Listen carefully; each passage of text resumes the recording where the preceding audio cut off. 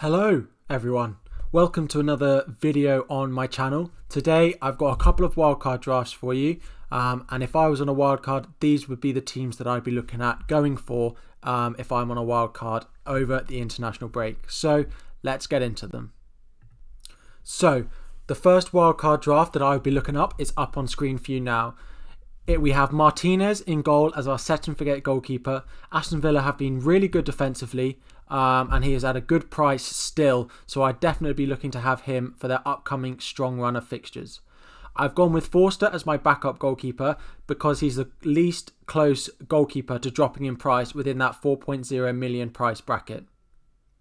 Across the defence, we've got Lamptey, Walker-Peters, Chilwell, Cresswell and Kilman. Now, I'd be intending to play a 3 at the back, so these options offer me a good rotation base. When one of them doesn't have a good fixture, there are potential other options that I can bring in. In midfield, we've gone with Grealish in form for Aston Villa again, De Bruyne for Man City, who have a great run of fixtures coming up, including Fulham and West Brom at home. Salah, who's been so consistent so far this season, it's very hard to have a team without him this year. Ziyech, who's looked great and the main creator for Chelsea this season, and Souček as our bench 4.9 option. He can come in, especially with the Christmas fixture schedule. There will be rotation, so having an option like Souček on the bench who can still score goals is a great benefit to have. Up front, we've got Calvert-Lewin, Watkins and Vardy. All three are in great goal scoring form with some really nice fixtures coming up over the next few game weeks. In order to play our strongest lineup, it would be benching Forster, Walker-Peters, Kilman and Souček, but of course this can depend on fixtures, especially in the defence, and who would be the strongest player to choose out of those 5 starting defenders. So this would be my first wildcard draft. Future transfers that I'd think to make would be Watkins to the likes of Bamford or Calvert-Lewin to him. This draft also leaves about $500,000 to $1 million in the bank. So if you guys are a bit shorter on funds to what I have in the bank, then you should still be available to afford this team going forward. So let's take a look at the second variation of this wildcard team. Now, the big difference for this is we have Bruno Fernandes in the starting lineup over Jamie Vardy.